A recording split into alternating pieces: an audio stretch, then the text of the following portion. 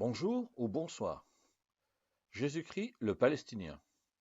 Dans un passage de la Bible, dans le livre de Matthieu, au chapitre 26, les versets 47 à 69, on peut lire. Il parlait encore quand Judas, l'un des 12, arriva avec une foule nombreuse armée d'épées et de bâtons, envoyée par les chefs des prêtres et par les anciens du peuple. Celui qui le trahissait leur avait donné ce signe. L'homme auquel je donnerai un baiser, c'est lui.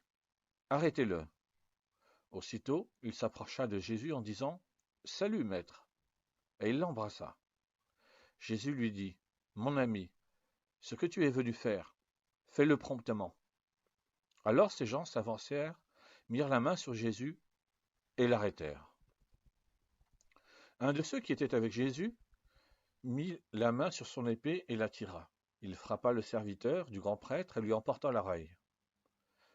Alors Jésus lui dit « Remets ton épée à sa place, car tous ceux qui prendront l'épée mourront par l'épée. Penses-tu donc que je ne puisse pas faire appel à mon Père, qui me donnerait à l'instant plus de 12 légions d'anges? Comment donc s'accompliraient les Écritures d'après lesquelles cela doit se passer ainsi? »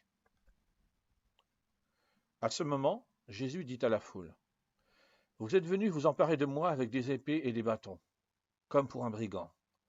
J'étais tous les jours assis parmi vous, enseignant dans le temple, et vous ne m'avez pas arrêté. Mais tout cela est arrivé afin que les écrits des prophètes soient accomplis. » Alors tous les disciples l'abandonnèrent et prirent la fuite. Ceux qui avaient arrêté Jésus l'emmenèrent chez le grand prêtre Caïphe, où les spécialistes de la loi et les anciens étaient rassemblés. Pierre le suivit de loin jusqu'à la cour du grand prêtre, y entra et s'assit avec les serviteurs pour voir comment cela se finirait. Les chefs des prêtres, les anciens et tout le Sanhédrin cherchaient un faux témoignage contre Jésus afin de le faire mourir. Mais ils n'en trouvèrent pas, quoique beaucoup de faux témoins se soient présentés.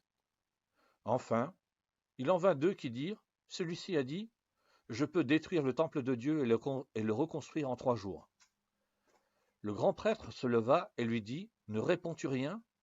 Pourquoi ces hommes témoignent-ils contre toi? » Mais Jésus gardait le silence. Le grand prêtre prit la parole et lui dit, « Je t'adjure par le Dieu vivant de nous dire si tu es le Messie, le Fils de Dieu. » Jésus lui répondit, « Tu le dis. De plus, je vous le déclare, vous verrez désormais le Fils de l'homme assis à la droite du Tout-Puissant et venant sur les nuées du ciel. » Alors le grand prêtre déchira ses vêtements en disant, « Il a blasphémé. Qu'avons-nous encore besoin de témoins? Vous venez d'entendre son blasphème. Qu'en pensez-vous? » Ils répondirent, « Il mérite la mort. » Là-dessus, ils lui crachèrent au visage et le frappèrent à coups de poing.